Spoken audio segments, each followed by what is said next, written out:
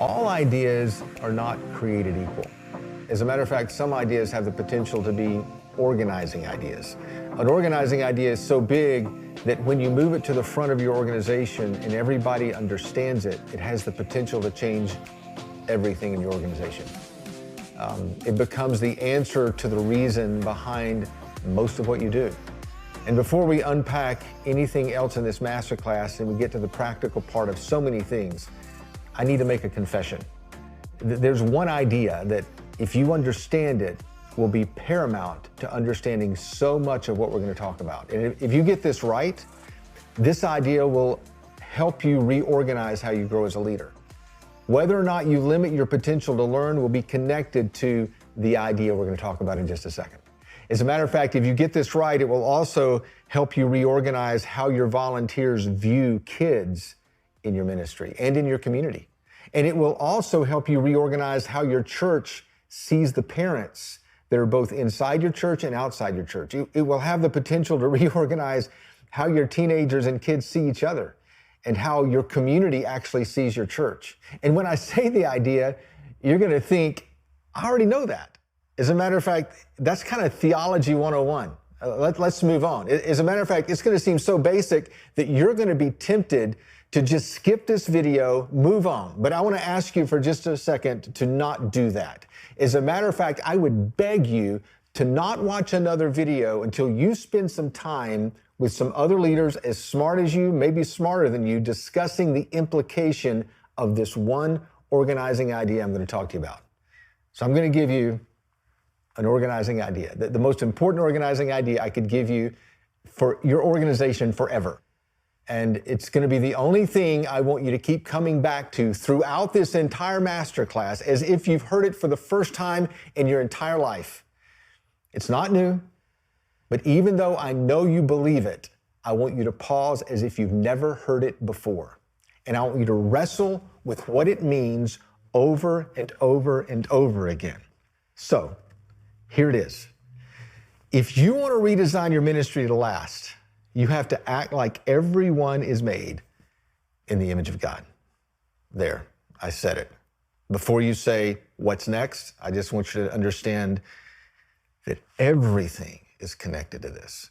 So much that if we don't put a stake in the ground on this issue, then nothing else will really make sense.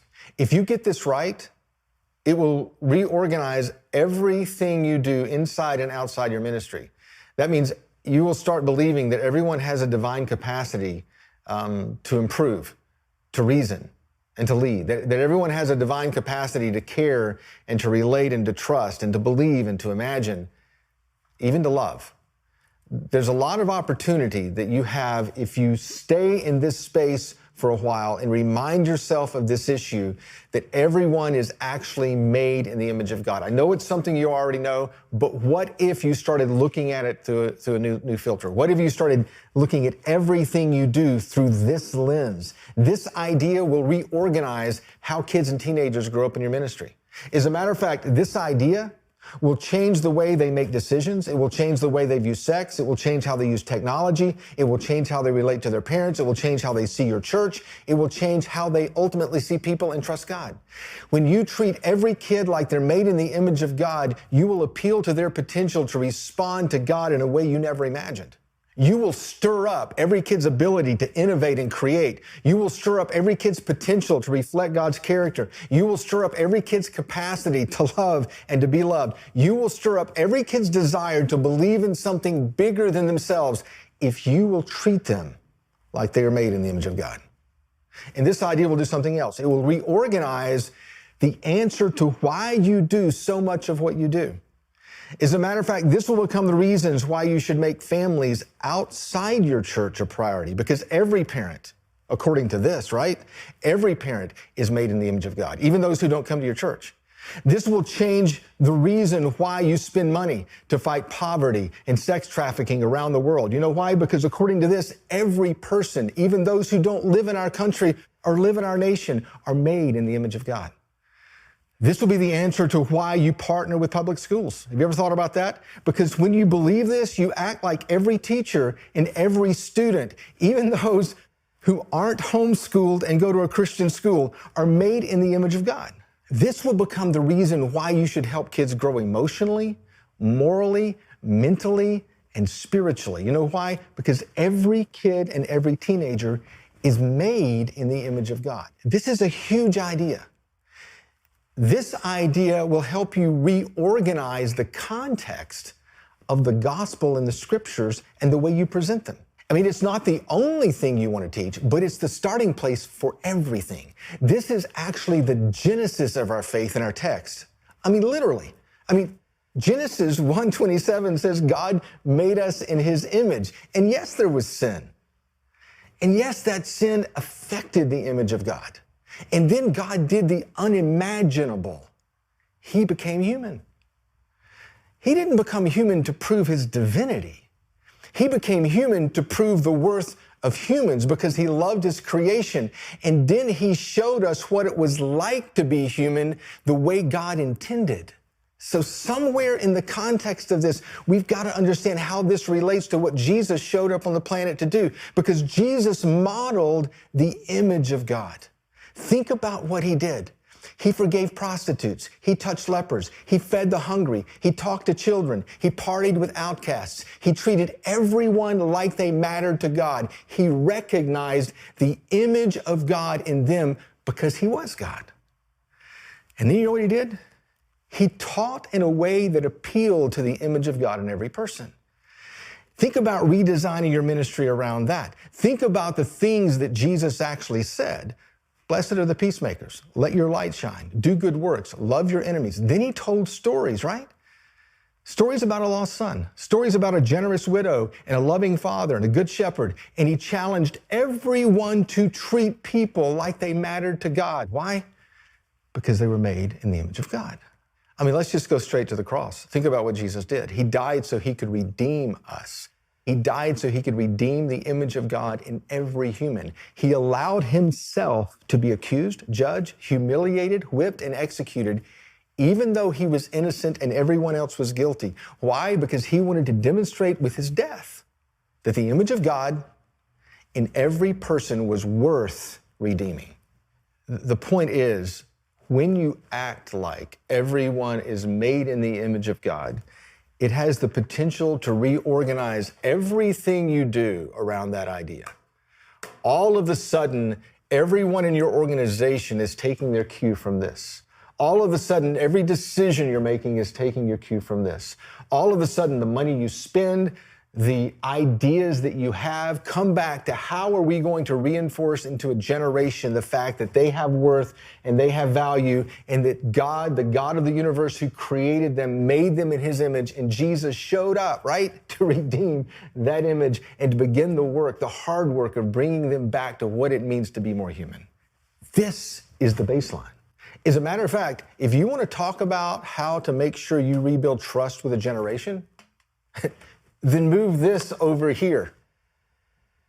Think about it in the context of everything we've already said.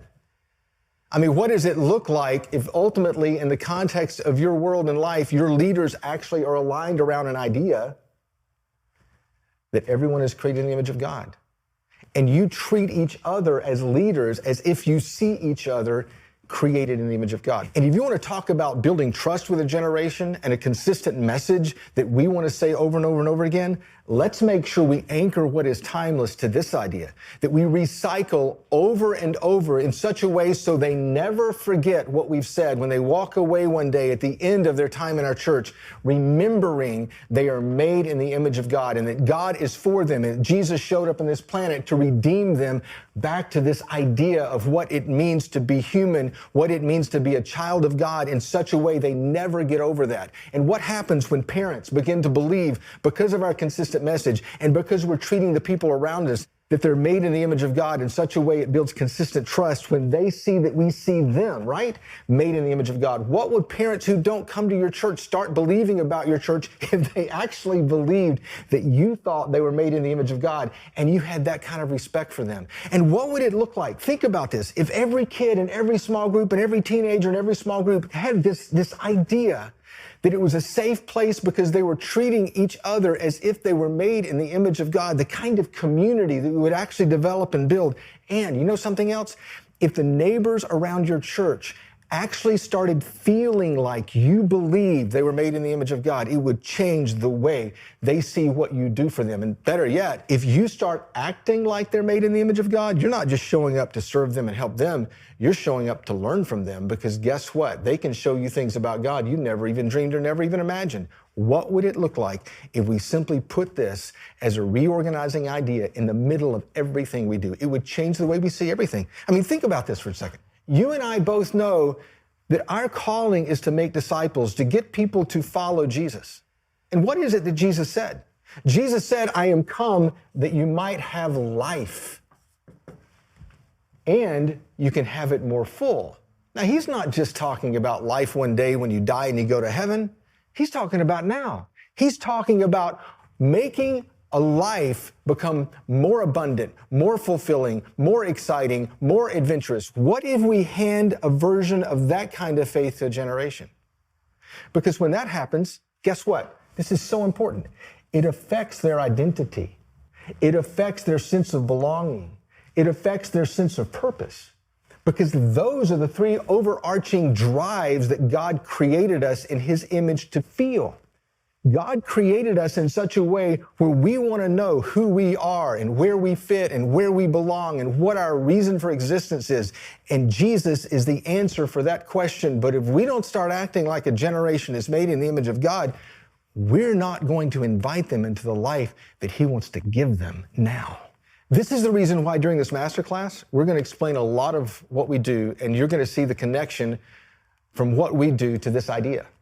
Because when we talk about understanding child development as you invite people into a relationship with Jesus, we want you to understand that we think every kid is made in the image of God. That means at every phase, they're developing and they're growing and they're moving because God designed them that way. When we talk about the power of relationships and giving kids a consistent leader and putting them in the context of a small group and relationship, it's because God designed them to be in relationships. And when we talk about the idea of recycling important principles and big ideas throughout all our curriculums, it's because we want to make sure they don't miss the things that remind them they're made in the image of God. That's why if you want to redesign your ministry to last, act like everyone is made in the image of God. This is what runs in the background of our organization. It's the operating system. We think it's the operating system for your organization as well. And we want you to bring it to the front. And as we move ahead and we start redesigning your ministry, keep coming back to this. Because like I've already said, and I promise you this is true, there will be so many things to distract you from this idea that you may forget it. And you might have to just bring it back up and go, oh yeah, that's why. Oh yeah, that's why. Because when we act like everyone is made in the image of God, it will change how we redesign our ministry.